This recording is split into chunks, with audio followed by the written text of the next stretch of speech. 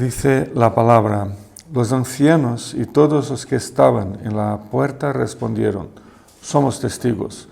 Que el Señor haga que la mujer que va a formar parte de tu hogar sea como Raquel y Lea, quienes juntas edificaron el pueblo de Israel.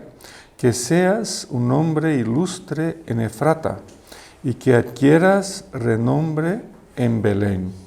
Que por medio de esta joven el Señor te conceda una descendencia tal que tu familia sea como la de Fares, el hijo que Tamar le dio a Judá. Así que Booz tomó a Ruth y se casó con ella, y cuando se unieron, el Señor le concedió quedar embarazada, de modo que tuvo un hijo. Las mujeres le decían a Noemí: alabado sea el Señor, que no te ha dejado hoy sino un redentor, que llegue a tener renombre en Israel. Este niño renovará tu vida y te sustentará en la vejez, porque lo ha dado a luz tu nuera, que te ama, y es para ti mejor que 7 hijos. Noemí tomó al niño, lo puso en su regazo y se encargó de criarlo. Amén. Bueno, hoy concluimos los estudios de Ruth. La próxima semana Felipe empieza con algunos de los reyes de Israel y de Judá. Pero hoy me gustaría concluir la historia de Ruth en este capítulo 4, 11 a 16, comentándoos un poquito acerca de Ruth y su lugar en la historia divina de salvación. La pregunta que os traigo hoy es: ¿qué propósito tiene Dios en mi vida? ¿Qué puedo esperar de Dios en mi vida? ¿Qué puede Dios esperar de mí? Que no soy nadie importante. ¿Quién soy? Nadie. No tengo dones especiales. No vengo de una familia de tradición cristiana. ¿Ocupo yo un lugar en el plan universal de Dios, de salvación para todos los seres humanos? Y si es verdad que Dios tiene un plan para mi vida, ¿dónde me encajo en la historia divina de salvación en Cristo? ¿Dónde me encajo? ¿Dónde me ubico en toda esa obra de Dios en el mundo? Son preguntas que en algún momento puede que hayan ocupado nuestras preocupaciones como creyentes. ¿Qué hago yo aquí, siendo creyente, ¿no?, ante Dios en este mundo, ¿no? Puede que hayamos pensado y preocupado un poco con ese tema. Y son preguntas importantes, de hecho. El problema, entre tanto, no son las preguntas, sino las clases de respuestas que se suelen dar o presentar a estas preguntas. Por ejemplo, podríamos responder diciendo: bueno, yo no tengo mucho con qué contribuir, no tengo dones espirituales, no soy lo suficientemente creyente, tengo mis dudas, tengo mis obligaciones profesionales. Seguro que Dios se fija más en otros con más capacidad, con más dones que yo para sus planos eternos, ¿no? Dios tiene sus planes eternos y yo, claro, soy parte de eso, pero Dios se fija más en personas con dones especiales, etcétera, etcétera. O sea, podemos llegar a distintas respuestas a esa clase de preguntas. Sin embargo, cuando leemos la historia de Ruth, nos encontramos con una situación que nos obliga a reevaluar esa clase de respuesta y de pensamiento que tenemos y que muchas veces le damos al Señor cuando pensamos en sus planes eternos de salvación, ¿no? Cuando pensamos en qué está Dios haciendo en este mundo. Ruth, sin pedirlo, sin buscarlo, sin esperarlo, se vio ocupando un lugar especial en la historia divina de salvación para los seres humanos. No lo buscó, no lo esperó, y sorprendentemente esta mujer pobre, alejada de su país, ¿no?, en un pueblo como extranjera, se vio ocupando un lugar súper importante en la historia de Dios, la historia que Dios estaba construyendo a lo largo de la humanidad. Y al seguir un poco el libro de Ruth, ¿no?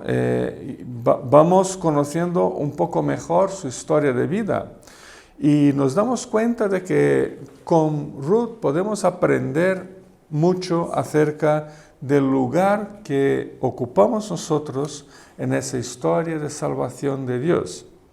Pero antes, muy resumidamente, porque estoy usando esa expresión, ¿no?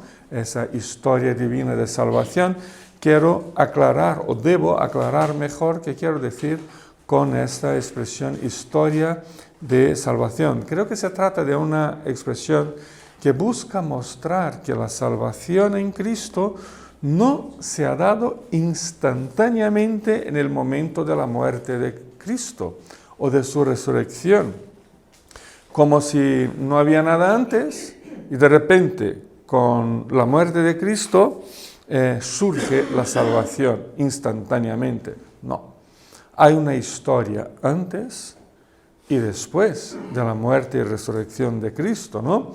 Esta expresión, historia de salvación, busca, por tanto, explicar que la salvación se ha procesado históricamente desde la promesa, ¿os acordáis de Génesis 3:15?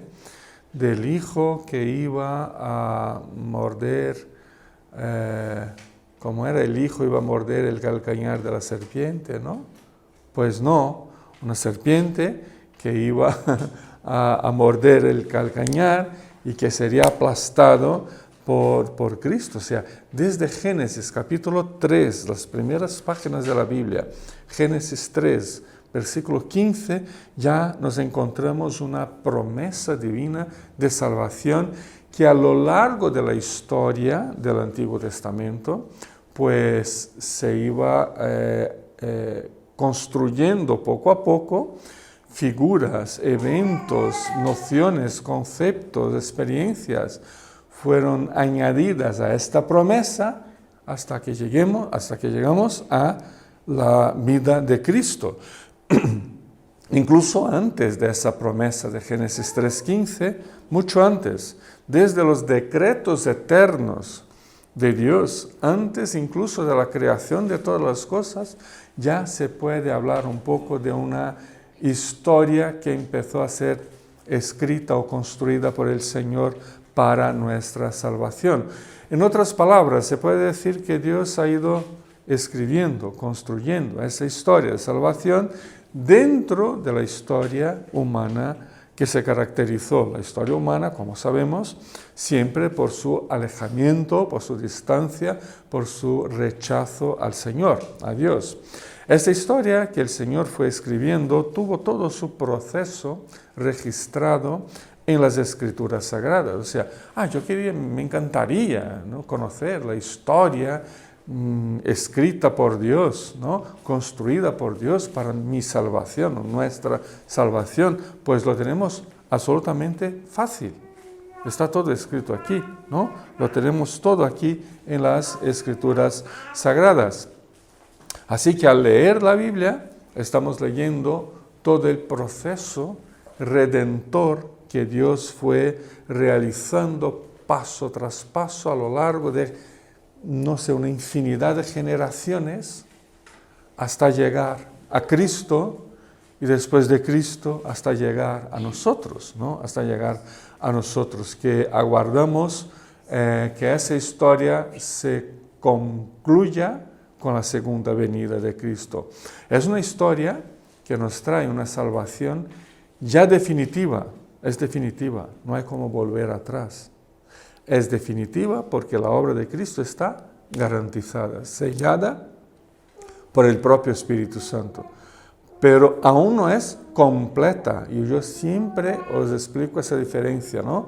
La diferencia entre algo definitivo y algo completo. El definitivo es que no va a acabar, no va a volver atrás, no hay como perder lo que está ahí, ¿no? Lo completo es que ese definitivo aún va en aumento hasta un momento en que todo se consumará plena y perfectamente, ¿no?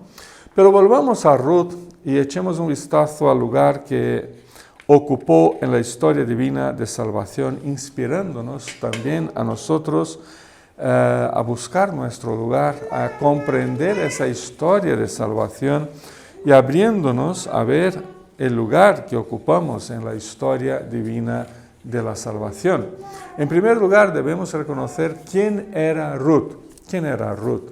Porque para ocupar un lugar en la historia de Dios, tenemos que saber quién era esa persona, ¿no? Tenemos que saber quién era esa persona. A ver, de alguna manera, trayendo para los días de hoy, nos preguntamos, ¿habrá Dios hecho una entrevista de trabajo con Ruth para saber si cumplía con las demandas de su empresa eterna de salvación? ¿Habrá Dios hecho una entrevista de trabajo con Ruth para saber si tenía las calificaciones necesarias para ser parte y ocupar un cargo, ¿no?, de importancia en la historia de Dios en este mundo? Pues no. Humanamente hablando, Ruth no ofrecía calificación alguna para el puesto de sierva de Dios en la construcción de su historia de salvación. Ese es el puesto que está disponible. Si lo buscamos en Google, en esas páginas que buscamos trabajo, pues pone ahí, el puesto es siervo de Dios en la construcción de una historia de salvación por parte de Dios. ¿Cuántas plazas habrá? Supongo que ninguna, ¿no? No vamos a encontrar ninguna. Pero sí que si vamos al libro de Ruth, vamos a ver que estas plazas están siempre pendientes de gente. Siempre, ¿no? Si no, veamos, ella no tenía calificación. Veamos, pobre, viuda. Una viuda en nuestros días no está desamparada, ¿no? Puede vivir, puede cobrar su pensión, puede tener su casa, ¿no?, y estar ahí. Puede vivir de una forma digna, por supuesto. Pero no estamos hablando de una viuda de nuestros días, estamos hablando de una viuda de una época de casi 4,000 años. Casi 4,000 años, poco después de los jueces, la época poco después de Josué, jueces, por ahí, por esa época, ¿no? Por esa época. Pues era viuda, y las viudas en ese momento era lo mismo que un indigente, un porciodera. Lo dije mal. Pordiosera. Sí. Lo dije mal, lo siento. O sea que no tenía expectativa de llevar una vida digna en Israel. No tenía expectativa. Viuda, pobre, extranjera. Extranjera que vino del mundo de los gentiles. No vino del pueblo más al norte, de la tribu de Judea más al norte o más al sur, no. Vino del mundo de los gentiles, o sea, era pagana. Era pobre, era viuda, era extranjera, era gentil, era pagana. Estaba fuera por su propia condición, estaba fuera de la alianza de Dios. Por su propia condición, esa mujer no tomaba ni podía tomar parte en las bendiciones de Dios. Pero vemos con la lectura del capítulo 4, esa parte final, que sí que vino a tomar parte, a recibir la bendición de Dios y a ser parte de ese pueblo. Pero cuando llegó, no tenía pedigrí espiritual, social, familiar, ninguno, cero. O al menos así era como los judíos la consideraban. Y aún así se llegó a ser la bisabuela del gran rey David, habiendo sido de su linaje que vino Jesucristo, el Mesías. Por tanto, y eso es un primer elemento que me gustaría llamar la atención, no solo por culpa de Ruth, sino que por culpa de otras personas también, por culpa, entre comillas, Cristo no era un judío de pura cepa, era un mestizo. Pero Cristo no era un mestizo únicamente por la sangre de Ruth, que era de Moab, que era moabita, que corría por sus venas, también por la sangre de la madre de Booz, que se casó con Ruth, ¿no? El Booz que se casó con Ruth. Porque, ¿sabéis de quién era hijo Booz? De Rahab, la prostituta cananea de Jericó, que abrigó y protegió a los espías de Israel, ¿no? Los escondió en su casa, en que estaban las murallas, y los ayudó a escapar por la muralla y huir y salvarse la vida. O sea, de ahí viene David, el gran rey, de ahí viene Jesucristo, ¿no? O sea, en sus venas de Cristo, sus venas humanas, corría sangre de una moabita, de una mujer que ha sido prostituta antes de estar con el pueblo de Dios, que era cananea de Jericó. Y además también por sus venas corría la sangre de Tamar, que ha sido mencionada aquí, capítulo 4, versículo 12. ¿Sabéis quién era esa Tamar? Porque hay dos Tamares, ¿no? Hay dos mujeres con ese nombre en la Biblia. Pero se refiere aquí a otra cananea, por tanto no era judía, que fue duplamente nuera de Judá. Judá, el padre, el rey de la tribu que llevó su nombre, judíos, ¿no? De ahí viene su nombre, y que de esa tribu vino Cristo, ¿no? Fue duplamente nuera de Judá y tuvo que prostituirse con su suegro para conseguir sus derechos legales y familiares.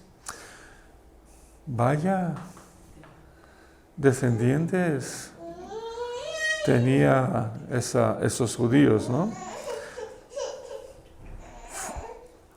Por la sangre de Cristo también pasó Betsabé. ¿Reconocéis el nombre? Que también estuvo en el linaje de Cristo. No diremos nada de Betsabé, ya lo sabemos muy bien. Lo cierto es que no sabemos si era judía o no. Al menos sabemos que su primer marido, que fue asesinado por el rey, Urías, era un hitita, no era judío, era eteo, era hitita, por tanto también era otro del mundo de los gentiles. O sea, había bastante sangre extranjero corriendo por las venas del hombre que con esa sangre redimió a toda la humanidad. No sé si eso tiene que ver con el hecho de que la salvación de Cristo es universal y que moabitas, hititas, cananeos, europeos, americanos, africanos y todos podemos alcanzar la salvación porque Cristo ha dado su sangre por todos nosotros.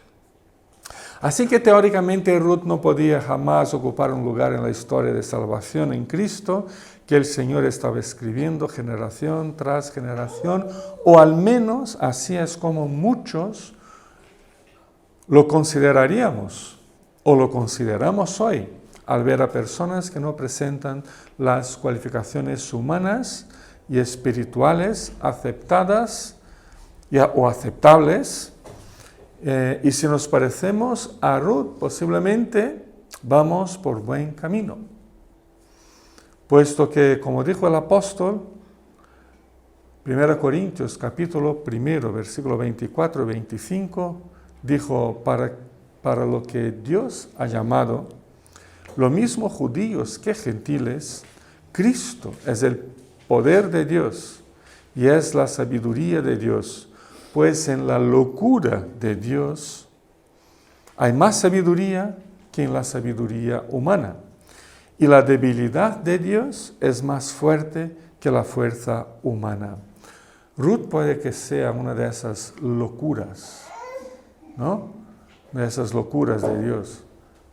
¿Por qué no una señora judía, ¿no? Con todo el pedigrí, experiencia y tradición y linaje? No, fue a por una mujer que no tenía absolutamente nada y que no podía considerarse como digna de asumir ese lugar en la misión de Dios. En segundo lugar, al leer el libro de Ruth, no hay como no darse cuenta de cómo termina la narración la historia, termina con una genealogía que nos lleva de Fares, que es uno de los dos hijos que tuvo Judá con su nuera cananea Tamar, nos lleva de Fares a Isaí.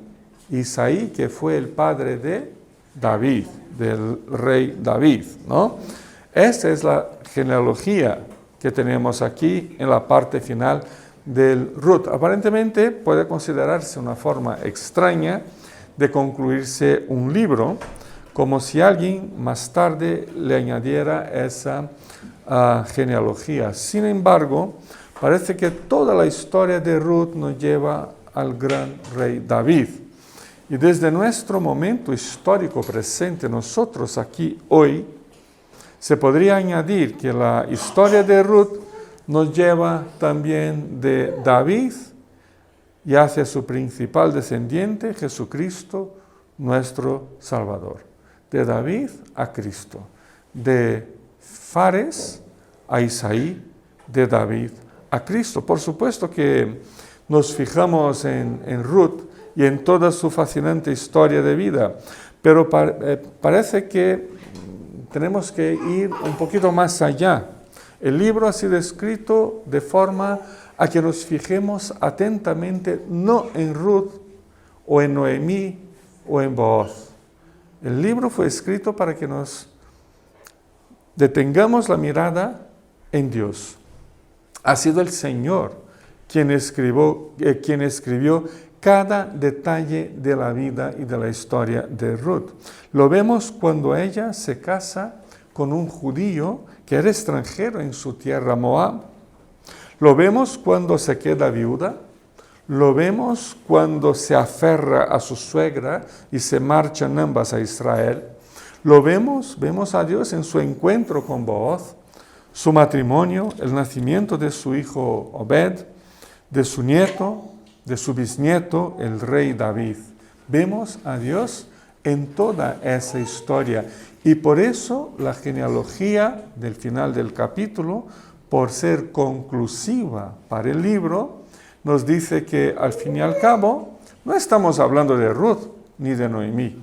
Estamos hablando de una historia que el autor del libro o la autora empezó con Fares y terminó con Isaí, dejando como que el sabor, ¿no?, en la boca de que termina con Isaí. O sea, el siguiente es David. Y de David un salto a Cristo y a nosotros. O sea, es una historia construida. Ruth no construyó nada. Ella fue parte de la historia. Ella se ofreció como parte de esa historia como sierva del Señor. Vemos a Dios cosiendo toda la historia soberanamente, con su hilo de salvación. Vemos a Dios guiando cada paso de la vida de Ruth, incluyendo que se quedara viuda. Esa no es una parte buena de ninguna historia, ¿no? Pero ahí estaba Dios cosiendo con su hilo de salvación la historia de esa mujer. Si no se quedara viuda, pues se quedaría viviendo con su marido hasta su muerte. Y ya no tendríamos a Obed, a Isaí, a David. Pero la cuestión es que Dios usó todos los eventos y situaciones de la vida de Ruth, estando ella consciente o no de ello, pero usó el Señor todos los eventos de su vida para cumplir con su gran plan de salvación para la humanidad. Dios la puso en un lugar muy específico y especial en toda su historia de salvación. Ella hizo parte de la genealogía de Jesucristo. Eso es fundamental en su vida. No sabía de eso, pero ahí estaba ella. Si sabía ella de eso, entonces, pues, no lo sabemos, supongo que no. Es muy posible que no tuviera ni la menor idea de a dónde seguirían sus descendientes, su linaje. ¿Qué pasaría dentro de 300, 500, 1000 años? ¿Qué pasaría casi 4000 años después aquí en Villalba, con nosotros reunidos? Ella no tenía idea. Tenemos idea de lo que va a pasar mañana. No, tenemos una agenda. Tenemos previsto a las 9, a las 12, a las 17 y a las 25. Tenemos previsto, pero no sabemos lo que va a pasar, ¿no? Las señales de Dios están escritas en la vida de Ruth, sin que el texto lo diga con todas las letras, pero son señales invisibles. Si no las buscamos con las lentes adecuadas de la fe, no las encontramos. O serían señales muy visibles si ya las vemos por medio de los criterios de la palabra de Dios. Las señales de Dios están presentes a diario en tu vida y en mi vida, como lo estuvo en la vida de Ruth. No tienen por qué ser señales milagrosas o ruidosas. No tienen por qué ser enfermedades, el paro, angustias personales, pérdidas de varias clases. Dios no tiene que ser cosas malas. A veces también incluyen cosas malas. Pero Dios camina, Dios actúa, Dios se manifiesta por entre todos los meandros de nuestra existencia. Algunas veces con obras maravillosas, otras silenciosamente, otras por medio de tribulaciones. En tercer lugar, el libro y la historia de Ruth tiene una particular relevancia para nuestro tiempo presente, para nuestras propias vidas como cristianos, como siervos de Dios en este mundo. Leemos su historia y debemos vernos en ella como personas, como familias y como iglesia. Vernos en ella en el sentido de que también nosotros, todos y cada uno de nosotros, ocupamos un lugar específico y especial en la obra de Dios y en su historia de salvación. A veces me miro a mí mismo y pienso, ¿yo? ¿Qué va? Hay gente mejor preparada, hay gente con más recursos, con más salud, con mejor voz y oratoria, que sabéis que no tengo ni una ni otra, con conocimiento, con tiempo, que no le duele las espaldas como a mí a veces ya me empieza a pasar, ¿no? Que no tiene que preocuparse qué poner en el plato para sus hijos. Hay gente con mucho más fe que yo. Posiblemente pensamientos como estos hayan pasado constantemente por la cabecita de Ruth. Si estuviera como lo estamos nosotros, consciente de su fe, de su llamada por Cristo, de su vida eterna y de su entrega al servicio del Señor en el mundo. Ella en su estado natural de extranjera en Israel, pobre, viuda, una especie de refugiada, ciertamente no sería la elegida para ser la bisabuela del gran rey David, tampoco para constar en la genealogía de Jesucristo. Nosotros en nuestro estado natural igualmente jamás daríamos la talla para el servicio a Cristo en este mundo. Sin embargo, para ello fuimos llamados y capacitados por el Espíritu. Dios nos incluye a todos y cada uno de nosotros en su obra y en su misión en el mundo. Cristo, el descendiente de Ruth, afirmó de una forma categórica en Juan 14, 12 las siguientes palabras. Dijo, ciertamente os aseguro que el que cree en mí, las obras que yo hago, él las hará. Y aún las hará mayores, porque yo vuelvo para el Padre. Con Ruth aprendemos, entre otras cosas, que tenemos un lugar en la historia divina de salvación. No tengo una idea plena y perfecta del lugar que ocupo yo. Ninguno la tenemos, pero estoy seguro de que todos tenemos ese lugar específico y especial en la obra de Dios. Todos recibimos dones de Dios, todos. Todos tenemos talentos naturales y tenemos otros talentos que los aprendimos a lo largo de la vida. Todos hemos vivido experiencias diversas con el Señor. Todos somos parte de su obra en este mundo. Y Efesios 4:16, una conclusión de eso, es que por su acción todo el cuerpo crece y se edifica en amor, sostenido y ajustado por todos los ligamentos, según la actividad propia de cada miembro, siendo llevados por el propio Dios, 1 Corintios 15, 58, a mantenernos todos firmes e inconmovibles, progresando siempre en la obra del Señor, conscientes de que nuestro trabajo en el Señor no es vano. ¿Queremos ser Ruth? Que Dios nos bendiga. Amén.